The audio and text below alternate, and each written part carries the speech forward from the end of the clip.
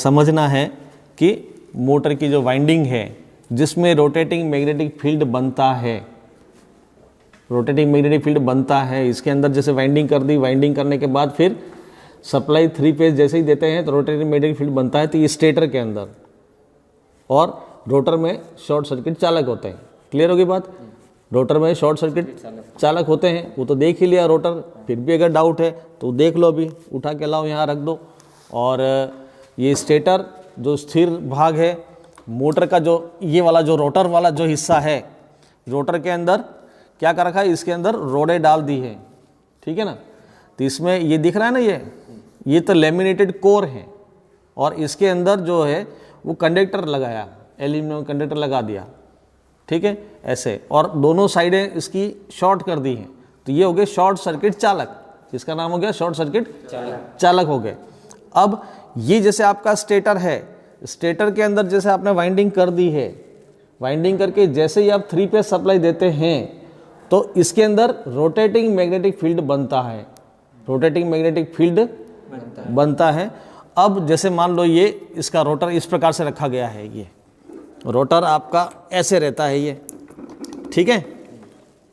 ये स्टेटर और रोटर में किसी प्रकार का कोई कनेक्शन नहीं है, कनेक्शन नहीं है ना। जैसा डीसी के अंदर जो पड़ा था उसमें आर्मेचर था, वाइंडिंग थी, आर्मेचर था, उसमें सप्लाई देते थे तो करंट कैरिंग कंडक्टर होते थे और बाहर पोल होते थे, तो इसमें पोल नज़र नहीं आ रहे।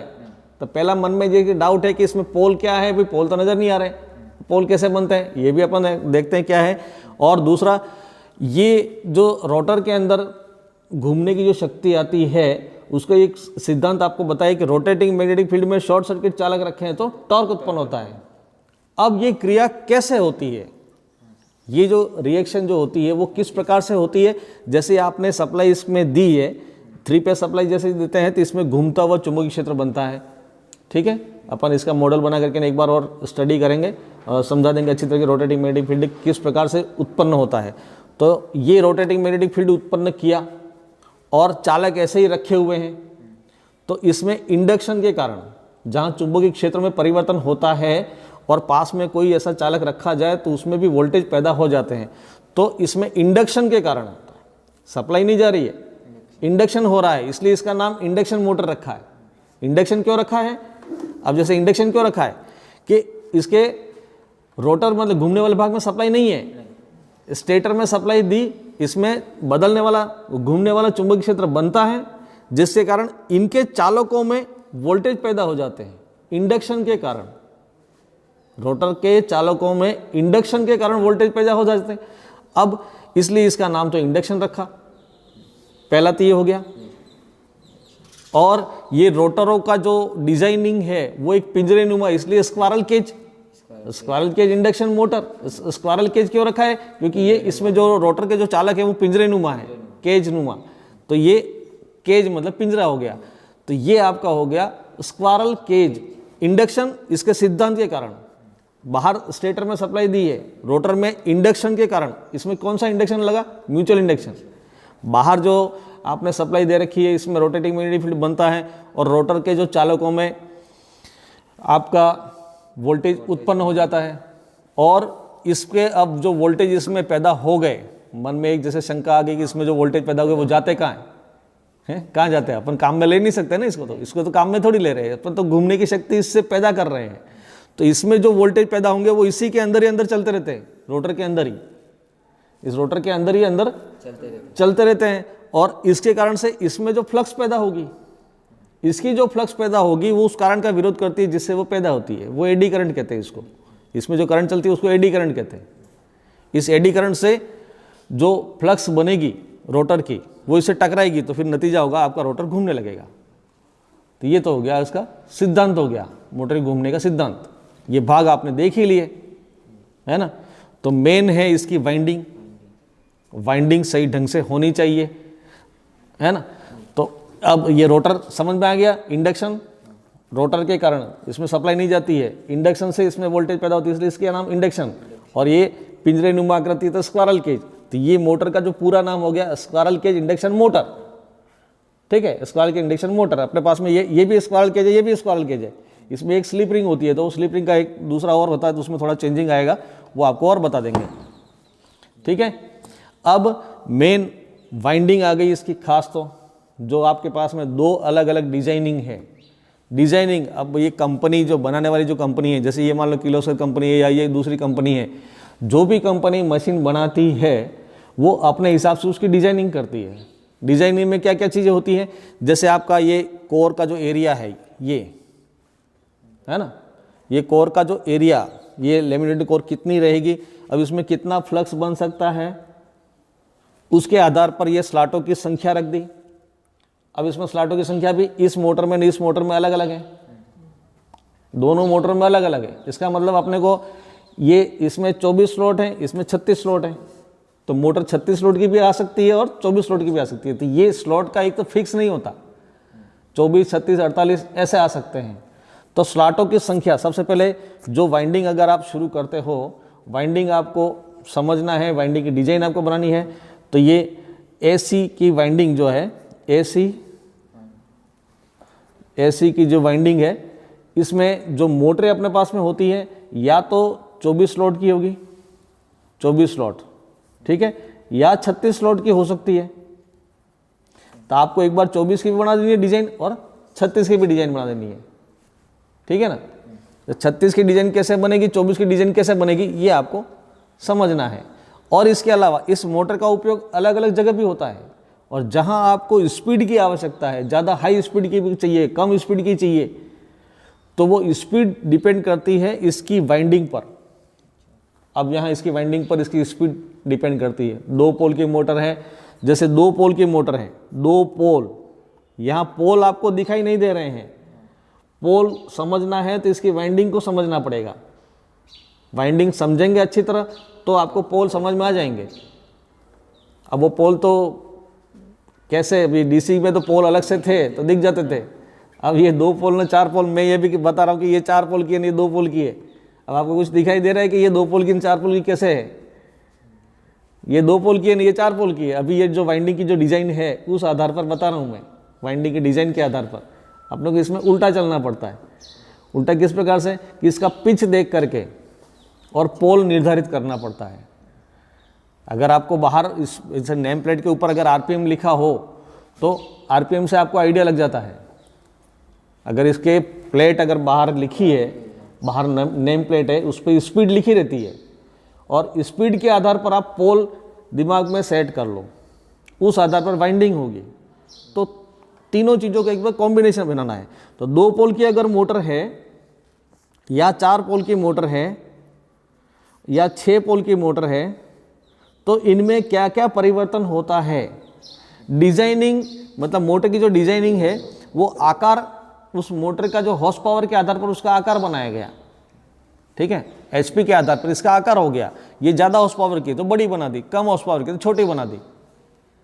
अब वो स्पीड तो काम के ऊपर है कि मोटर को लगाना कहाँ है, या चक्की पे लगाना है या पंप पे लगाना है या लेथ मशीन पे लगाना है या किसी और काम के लिए लगाना है, तो उसके आधार पर। तो 2 पोल की जो मोटर होगी उसकी जो स्टैंडर्ड सिंक्रोनस स्पीड, जो भी आपको रोटेटिंग मैग्नेटिक फील्ड का मॉडल बना के बताएंगे सिंक्रोनस स्पीड, तो ये तो होती है 3000 आरपीएम होते हैं, लेकिन इसका जो रोटर जो घूमता है वो 2800 से 2880 आरपीएम ऐसे लिखा रहेगा, 2880 आरपीएम। अगर इस प्लेट के ऊपर 2880 आरपीएम ऐसे लिखा हुआ है तो समझ लेना कि ये 2 पोल की है, तो उसकी वाइंडिंग भी 2 पोल के हिसाब से होगी स्पीड के आधार पर। अगर 4 पोल की मोटर है तो स्टैंडर्ड आरपीएम होते हैं 1500, ये सिंक्रोनस स्पीड, लेकिन अपना जो रोटर घूमता है 1400 और 1440 के आसपास, तो ये 1440 आरपीएम ऐसे लिखा हुआ है तो समझ लेना कि वो 4 पोल की मोटर है। तो उसकी वाइंडिंग भी 4 पोल के हिसाब से डिजाइनिंग की जाएगी और उसका पिच वगैरह 4 पोल के आधार पर ही होगा, ठीक है। और 6 पोल का है तो 1000 आरपीएम होते हैं, ठीक है, और उसका जो रोटर घूमेगा वो 960 आरपीएम पे घूमेगा, मतलब थोड़ा सा कम घूमता है। ये सिंक्रोनस स्पीड है उससे थोड़ा कम घूमता है, ये सिंक्रोनस स्पीड है उससे थोड़ा कम घूमता है, ये भी सिंक्रोनस स्पीड से थोड़ा कम घूमता है। ये सारी चीज़ें जो है ना आपकी, ये स्पीड देख करके आपको वाइंडिंग करनी है, ठीक है। अब वाइंडिंग जब आपको मालूम पड़ गया कि ये इस हिसाब से वाइंडिंग करते हैं तो वाइंडिंग को देख करके स्पीड मालूम पड़ जाएगी। अभी अपने पास में वाइंडिंग है, ऊपर प्लेट मान लो घूम गई, प्लेट नहीं है, ठीक है।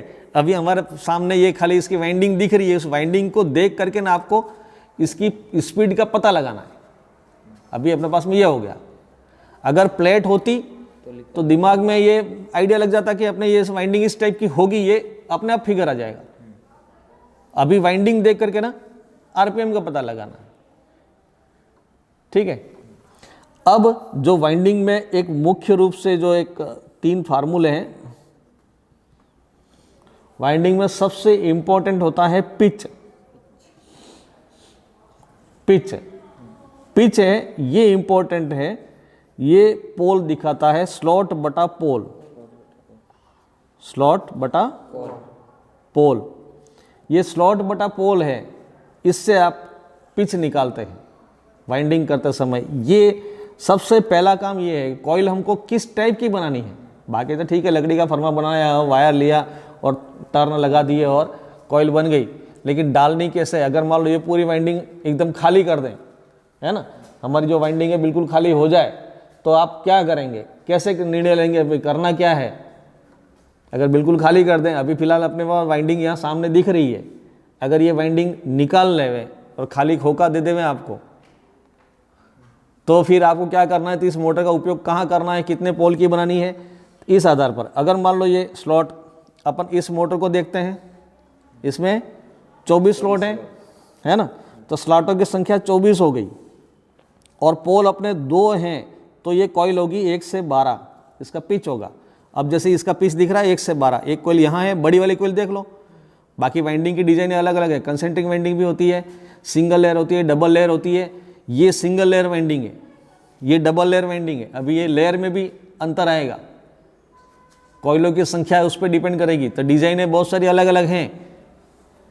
तो अभी जो आपके सामने ये दिख रहा है, ये जो मोटर है आपकी सिंगल लेयर है, और इसका पिच देखें तो ये बड़ी कॉइल है, यहाँ स्लॉट एक, यहाँ पर एक निशान लगा दो, और एक कॉइल की जो साइड है, एक साइड से दूसरी साइड के बीच में कितने स्लॉटों का अंतर है, ये आपको देखना है। तो इस साइड से लेकर के ना लास्ट वाली साइड के बीच में टोटल इसमें 12 स्लॉट हैं, 1 से 12 में ये कॉइल डाल रखी है, ठीक है। अगर इस प्लेट के ऊपर लिखा होता 2 पोल, तो आपके दिमाग में ये सेट हो जाना चाहिए कि इस मोटर की जो वाइंडिंग में जो कॉइल बनेगी वो 1 से 12 की बनेगी। क्लियर है ना। और कॉइल देख करके ना प्लेट नहीं है तो अंदाज लग गया, पिच देख लिया हमने, 1 से 12 का है, 1 से 12 का है, इसका मतलब ये 2 पोल की है। ये चीज क्लियर हो गई। मतलब इसको अपन चालू कर देंगे, चलाएंगे तो ये 2800 आरपीएम पे घूमेगी, ठीक है। तो ये स्लॉट बटा पोल, ये इसका फार्मूला है, ये हर मोटर के लिए कॉमन है, चाहे वो छोटी हो चाहे बड़ी हो।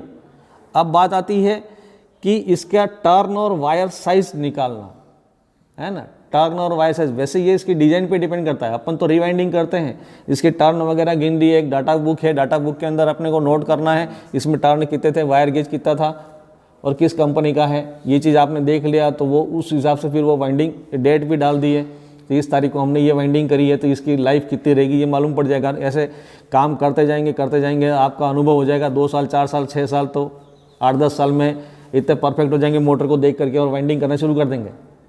टर्न गिने नहीं गिने भाई, आपको 2-3 बार अगर मान लो वो मोटर बार बार अगर आती है तो फिर वो आइडिया लग ही जाएगा, और उसको ये भी मालूम पड़ जाएगा कि मोटर बार बार जलती है तो क्यों जलती है, इसका मतलब हो सकता है कुछ ना कुछ अपनी कमजोरी रही है।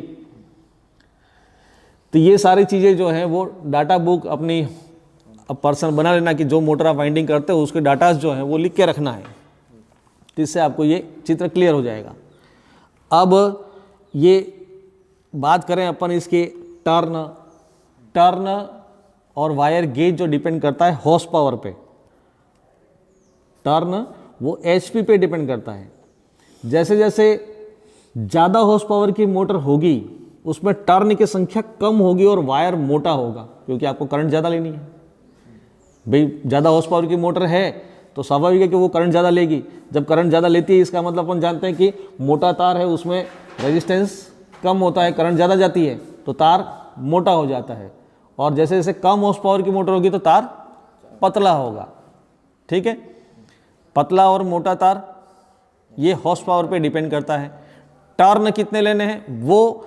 अब इसमें जो स्लॉट बना है, स्लॉट का जो एरिया कितना है, स्लॉट जैसे कि मान लो ये वाइंडिंग आप काट दो, उसके बाद इसका क्षेत्रफल नापते हैं, इसका एरिया, उस क्रॉस सेक्शन एरिया में कितने टर्न आ सकते हैं। आपके पास में मशीन भी तो होनी चाहिए, ठीक है आपने टर्न की डिज़ाइन तो कर ली, हमारे ये 50 टन या 100 टन इसमें लगने चाहिए, लेकिन 100 टन इसमें स्लॉट में ही नहीं आएंगे। फिर अब इस मोटर को हो सकता है अपनों ने पूरी वाइंडिंग अपनों ने काट दी, अपन चाहते हैं कि इसकी डिज़ाइन चेंज कर दें और अपन इसको 5 हॉर्स पावर की मोटर को 10 हॉर्स पावर की बना देवें। सपोज मान लो ऐसी डिजाइन अपन करना चाहते हैं कि हम उसको 10 हॉर्स पावर की बना दें, 10 हॉर्स पावर की बन नहीं सकती, क्योंकि उसके लिए तो आपको बॉडी थोड़ी बड़ी चाहिए, स्लॉट थोड़ा गहरा चाहिए आपको।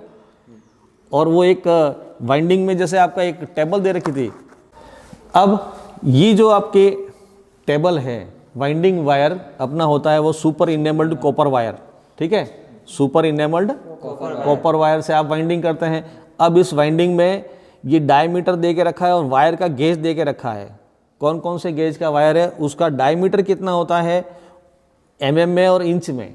अगर आपके पास में दोनों चीज़ें हैं, ये ब्रिटिश सिस्टम मैट्रिक सिस्टम में, मैट्रिक सिस्टम mm में होगा, ब्रिटिश में इंचेज में होगा, तो ये तो डायमीटर हो गया आपका, इतना डायमीटर होता है। माना कि आपने 19 गेज का वायर लिया, ठीक है, एक 19 गेज का आपने वायर लिया है, उसका जो डायमीटर होता है 1.01 mm, तो उससे तो कोई मतलब नहीं है, लेकिन उसका जो एरिया है, एरिया स्क्वायर mm में देखना है कि 0.811 एरिया बैठता है। मतलब एक तार जो है ना, इसका गोल जो तार है आपका, ये एरिया जो है, क्षेत्रफल हो गया इसका, ये तार का जो एरिया है, एक तार का एरिया, ऐसे ऐसे माना कि ये यहाँ से ऐसे आपका जो स्लॉट है, आपका कॉइल का ये स्लॉट है ना, इस स्लॉट में कितने टर्न आ सकते हैं ये निकाल सकते हो आप, है ना, कितने टर्न आएंगे ये आपको कैलकुलेट करना। ये तो बहुत लंबी थ्योरी होगी, हालांकि अगर आप करना चाहते हैं तो इसमें कितने टर्न आ सकते हैं ये आपको, ये एरिया एक टर्न का है ना, एक तार का जो ये आपका, माना कि आपने 19 गेज का तार लिया, 19 गेज का तार लिया है आपने, उसका एरिया आ गया इतना, ठीक है, और इसका जो एरिया है टर्न पर स्क्वायर सेंटीमीटर, एक स्क्वायर सेंटीमीटर में 105 टर्न, सॉरी 87 टर्न आ सकते हैं, है ना।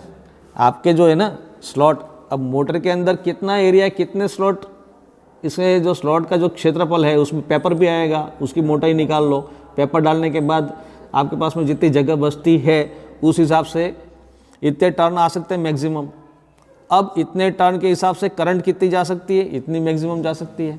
इसके करंट के आधार पर वोल्टेज आपके 440 हैं, तो फिर आप गुणा करके और इतने वोल्टेज आ रहे हैं, इतने करंट है तो इतने हॉर्स पावर होंगे, तो हॉर्स पावर ऐसे कैलकुलेट होंगे। तो ये तो थ्योरी बहुत लंबी है और डिजाइनिंग है। अब वो तो जो कंपनी वालों ने बना दिया, अब आप ये तो कर नहीं सकते कि इससे स्लॉट का एरिया बढ़ा दो या अपने को डिजाइनिंग करना है, तो फिर वो चीज़ अलग हो जाती है। तो इतना लंबा अपन नहीं जाते, अपन केवल इसकी रिवाइंडिंग के बारे में जा रहे हैं अपन। तो फिर वापस घूम फिर के वही बात आ गई, अपने पुराना जो डाटा बुक है आप कॉपी के अंदर नोट करके रखें, इसमें कितने टर्न आ सकते हैं, ये प्रैक्टिस करने पर अपने आप आ जाएगा आपको, ठीक है। टर्न का जो डाउट है वो क्लियर हो गया। टर्न किस पे डिपेंड करता है, हॉर्स पावर पे, वायर गेज और टर्न वो हॉर्स पावर पे। डिजाइने में बहुत सारी डिजाइने हैं, क्योंकि अपने को अभी और आगे बहुत कुछ पढ़ना है। अब ये तो टर्न और वायर गेज का जो दिमाग में फिगर है वो इस टाइप से, इस कारण से होता है, इसलिए अपन इसकी अभी गणना नहीं कर रहे हैं, अपन केवल कर रहे हैं इसकी डिजाइनिंग के लिए, ठीक है। अब अपने पास में माना कि ये मोटर अभी ले ली आपने, 24 स्लॉट की है, 24 स्लॉट की मोटर है, ठीक है। 24 स्लॉट की मोटर की जो वाइंडिंग है दो प्रकार से होती है, एक तो सिंगल लेयर मतलब एकल परत, और एक होती है डबल लेयर। सिंगल लेयर और डबल लेयर, ये दो विधियों से आप वाइंडिंग कर सकते हैं, या तो सिंगल लेयर कर लो या डबल लेयर कर लो, आपको जो सुविधा हो वो आप कर सकते हो। इसके लिए कोई बड़ा इशू नहीं है। मोटर की एफिशिएंसी, मोटर की जो हॉर्स पावर है उस पर कोई अंतर नहीं आएगा, लेकिन वाइंडिंग में थोड़ा जब बनाते समय डिजाइन में थोड़ा पैटर्न में अंतर आ जाता है। जैसे आप कपड़े वगैरह पहनते हो तो थोड़ा सा डिजाइन और पैटर्न चेंज करते हो ना, बस इस प्रकार से जैसे कपड़ों की जैसे डिजाइन चेंज करते हैं वैसे ही अपन वाइंडिंग की भी डिजाइन चेंज कर सकते हो आप, लेकिन इसमें ये सिंगल लेयर डबल लेयर आपको कौन सा करना है, सिंगल लेयर करना है कि डबल लेयर करना है, उस आधार पर क्या सिलेक्शन करना पड़ेगा, क्या क्या परिवर्तन आएगा ये देखना है। 24 स्लॉट अगर है और उसको अगर आप सिंगल लेयर करना चाहते हैं, सिंगल लेयर करना चाहते हैं तो आपको 12 कॉइल बनानी पड़ेगी, ठीक है। और डबल लेयर करोगे तो 24 कोयले बनानी पड़ेगी। डबल लेयर करते ही तो 24 कोयले होगी। अब कोयलों की संख्या भी, कोयले ज़्यादा करनी पड़ेगी, डबल लेयर हो जाएगा। कोयले कम कर दो, सिंगल लेयर हो जाएगा, नंबर एक। दूसरा, टर्न जो है, टर्न है वो 24 कोयल करते ही तो आपके जो टोटल टर्न होंगे उसके आधे हो जाएंगे, और इसमें पूरे टर्न लेने हैं आपके। जैसे कि फॉर एग्जांपल मैं अपन उदाहरण देते हैं कि इसके अंदर मानना है कि 50 टर्न हो, सपोज करो इस मोटर में 50 टर्न है, ये गिन लिया काट के। ये अभी तो वाइंडिंग से ये काटना नहीं है भाई, जली हुई वाइंडिंग अगर आपके पास में आए, जली हुई मोटर आएगी तो इसकी कटिंग आप करोगे। कटिंग करने के बाद फिर आप देखोगे कि इसके एक स्लॉट के अंदर अगर आप 50 टर्न की कॉइल है, ठीक है, और वो सिंगल ही है, एक स्लॉट में 2 साइडें नहीं है, 50 है, तो इसको अगर आप डबल लेयर करना चाहते हो, इसी मोटर को मैं डबल लेयर में वाइंडिंग करना चाहता हूं, तो इसमें 25-25 की 2 कोयले बनाएंगे। 50 टन की एक कोयल बनाओ तो सिंगल लेयर होगी, 12 कोयले बन जाएगी, और 25-25 की 2 बनाओगे 24 कोयले बन जाएगी। तो एक स्लॉट के अंदर जो टर्न की संख्या तो उतनी आ गई ना, लेकिन डिजाइनिंग में जो कोयले डालने में ये अंतर आ जाएगा। तो अपने को ये पढ़ना है कोयले डालने का जो अंतर किस प्रकार से, सिंगल लेयर में क्या कैसे होगा, डबल लेयर में कैसे होगा। स्लॉट में टर्न उतने ही आएंगे जितने इसकी डिजाइनिंग की गई है। सिंगल लेयर करना है तो डबल दुगुने टर्न होंगे तो सिंगल लेयर हो जाएगी, और आधे टर्न कर दो तो डबल लेयर, आधे टर्न करके 2 कोयले बना दो, कोई दिक्कत नहीं है। वो आपके वाइंडिंग करने पे डिपेंड करता है कि आप वाइंडिंग कौन सी करना चाहते हैं, सुविधा किस में रहती है, ये डिपेंड करता है, ठीक है। अब ये चीज़ें तो आपने कर लिया, ये मन में डाउट क्लियर हो गया। अब ये 24 स्लॉट और एक 36 स्लॉट की मोटर है। अब यहाँ पर 24 स्लॉट की मोटर है, 36 स्लॉट की मोटर है, तो पहले जो आप समझना है तो पूरा 24 स्लॉट की मोटर है तो इसका ही डिजाइनिंग समझ लो कि अलग अलग किस प्रकार से आप वाइंडिंग करेंगे। अभी अपन एक मोटर को लेके चलते हैं। आपके सामने मैंने दोनों मोटरें रखी हैं, दोनों की तुलना करी है ना। अब इस एक मोटर को अपन अभी फिलहाल जो वाइंडिंग की हुई है वो 2800 आरपीएम 2 पोल की कर रखी है। अगर अपन इस मोटर की वाइंडिंग को चाहे तो 4 पोल की बना सकते हैं, चाहे तो अपन 6 पोल की बना सकते हैं और चलेगी भी सही, कोई दिक्कत नहीं आएगी। बस शर्त ये है कि इसके जो हॉर्स पावर है तो वो टर्न के आधार पर आगे कितने टर्न लगाने हैं, कितने रहेंगे। बाकी अब डिजाइनिंग में क्या क्या चेंज आएगा, पिच का अंतर आ जाता है। अगर मान लो इस मोटर को 4 पोल की बनानी है तो क्या परिवर्तन आएगा, ये अपन थोड़ा डिस्कस करें, ठीक है। अभी अपन जो जनरल जो चर्चा कर रहे हैं, हमारे पास में 24 स्लॉट की मोटर है, ठीक है। ये एक डिजाइन ले लेते हैं अपन, 24 स्लॉट की मोटर, बस और कुछ नहीं। 24 स्लॉट की मोटर है, 24 स्लॉट की मोटर की हमें रिवाइंडिंग करनी है, हमें उसको बांधना है, ठीक है। एक टारगेट ले लिया 24 स्लॉट। अब सिंगल लेयर करेंगे तो 12 कोयल होंगे, डबल लेयर करेंगे तो 24 कोयल होंगे, ये आपका निर्णय है। सिंगल लेयर करना, डबल लेयर करना, ये समझ में आ गया। सिंगल लेयर डबल लेयर करेंगे तो क्या अंतर आएगा, कोयले आधी हो जाएगी, टर्न डबल हो जाएंगे। 24 कोयले करेंगे तो कोयले उसके स्लॉट के बराबर हो जाएंगी और टर्न इसके आधे हो जाएंगे, जो अपनी स्लॉट में जो टर्न आ रहे हैं वो। अब रही बात आपकी स्पीड और मोटर का जो उपयोग करना है, 2 पोल की अगर करनी है, 2 पोल की अगर अपने को बनाएंगे तो इसका जो पिच होगा वो 1 से 12 होगा, ठीक है। अगर मैं 4 पोल की बनाना चाहता हूँ इसी मोटर को, तो स्लॉट बटा पोल करेंगे तो कितना आ जाएगा, 6, तो 1 से 6 पिच में अंतर आ गया बहुत ही। 4 पोल की करते ही तो कॉइल छोटी हो गई है, और अगर 6 पोल की करेंगे तो 1 से 4। तो ये जो पिच का अंतर आया, इससे मोटर की स्पीड पे अंतर आ जाएगा। ये इम्पोर्टेंट चीज़ है कि ये आपको अलग अलग पिच निकाल करके ना अलग अलग डिजाइन बनानी है। अब इसका डेवलपमेंट डायग्राम सबका अलग अलग बनेगा, इसकी डिजाइन अलग अलग बनेगी, तो वो वाइंडिंग कैसे होगी, तो आपको एक बार ड्राइंग बनानी है 24 स्लॉट 12 कोयले, अगर सिंगल लेयर की करें 24 स्लॉट 12 कोयले सिंगल लेयर, ठीक है। 24 स्लॉट 12 कोयल 2 पोल का है तो डिजाइनिंग कैसी होगी, 24 स्लॉट 12 कोयल 4 पोल का है तो डिजाइनिंग कैसी होगी, 24 स्लॉट 12 कोयल 6 पोल का है तो कैसे डिजाइनिंग होगी। ये ऐसे अलग अलग ड्राइंग आपको बनानी है ताकि उन ड्राइंग को देख करके ना आपको अनुमान लग जाएगा कि अपन इस प्रकार से उसकी वाइंडिंग करते हैं। 3 अलग अलग ड्राइंग अपन बनाएंगे, डेवलपमेंट डायग्राम बना देंगे तो मालूम पड़ जाएगा, दोनों कंपैरिजन भी कर लेंगे, ठीक है। अब मैं सेकंड करता हूं 24 स्लॉट की डबल लेयर। 24 स्लॉट है तो 24 कोयले होगी भाई, 24 स्लॉट है तो 24 कोयल होगी ना, डबल लेयर हो गया, इसको डबल लेयर कहेंगे, द्विपरत डबल लेयर, ठीक है। ये सिंगल लेयर था, 12 कोयल थी इसलिए। अब वो पोल का पिच का फार्मूला सेम है, इसमें सिंगल लेयर डबल लेयर से लेना देना नहीं है। डबल लेयर में 2 पोल का ही होगा तो भी 1 से 12 भाई, पिच में तो वो लेयर का तो था ही नहीं, पिच निकालने का फार्मूला स्लॉट बटा पोल था। 2 पोल का करते हैं तो 1 से 12 रहेगी कोयल, ठीक है। 4 पोल का तो 1 से 6, 6 पोल का 1 से 4, ये अंतर नहीं आएगा, खाली कोयलों का अंतर आ जाएगा, इसमें इतने कोयले हैं तो इसमें इतने कोयले होगी। तो एक बार इसके 3 ड्राइंग बनेगी है, तो डिजाइनिंग ये ड्राइंग अलग अलग डेवलपमेंट डायग्राम बनाओ तो मालूम पड़ जाएगा कि ये 2 पोल का, 4 पोल का, 6 पोल का, तो ये डबल लेयर में ऐसा होता है, सिंगल लेयर में ऐसा होता है। इसी मोटर को आप इस प्रकार से वाइंडिंग कर सकते हैं आपकी आवश्यकता के हिसाब से।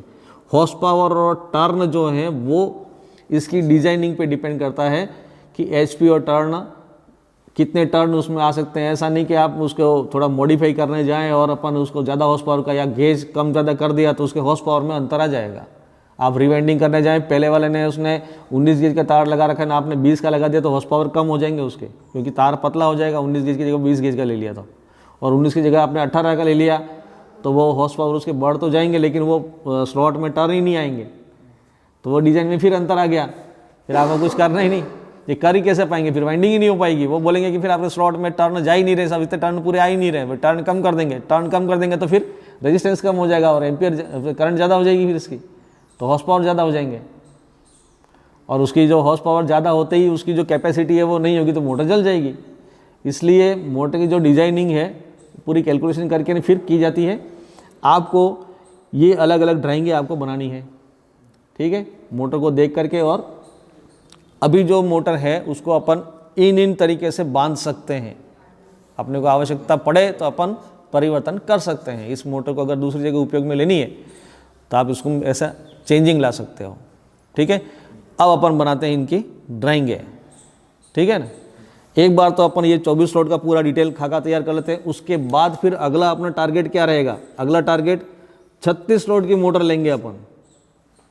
अभी तो 24 स्लॉट की ले लें, फिर 36 स्लॉट की लेंगे। अगर 36 स्लॉट की मोटर होगी, सिंगल लेयर करेंगे तो कितनी कोयले आएगी, सिंगल लेयर करेंगे तो कितनी कोयले कितनी होगी, बेस की आधी 18 कोयले होगी, है ना। और डबल लेयर करेंगे तो 36 कोयल हो जाएगी। ये तो अंतर हो गया ना, डबल लेयर करेंगे तो 36 हो जाएगी, सिंगल लेयर में 18। अब वो पिच निकालने का फार्मूला तो वही रहेगा। अगर 2 पोल का है तो पिच क्या होगा, 2 पोल में पिच कितना होगा, स्लॉट बटा पोल, 1 से 18, 1 से 18 का पिच रहेगा। तो आपका ये 2 पोल की मोटर बन जाएगी। उसी मोटर को 4 पोल की बनाना है, स्पीड आपको 1400 आरपीएम चाहिए, 1440 आरपीएम चाहिए तो 4 पोल, 2800 आरपीएम चाहिए तो 2 पोल। तो जैसे जैसे आपको आरपीएम की आवश्यकता है उसके आधार पर वाइंडिंग कर लो। 4 पोल की अगर करनी है तो पिच कितना हो जाएगा, 1 से 9, 9 से 36 स्लॉट बटा पोल, ठीक है। और 6 पोल की करनी है तो 1 से 6। तो ये अंतर आ गया इसमें। पिच देख करके आपको डिजाइनिंग करनी है। तो एक बार तो आप 24-24 की ड्राइंगें बनाओ, फिर 36-36 की ड्राइंगें बनाना है। ये सिंगल लेयर की, डबल लेयर की, इसकी भी 3 और 3 6 हो जाएगी। 3 तो सिंगल लेयर में, 3 डबल लेयर में। तो ये डिजाइनिंग आप बनाते जाओगे तो अपने वाइंडिंग समझ में आ जाएगी और इसी आधार पर आपको वाइंडिंग करनी है। ठीक है, अब मेन जो है वो वाइंडिंग के डेवलपमेंट डायग्राम बनाने का ही है।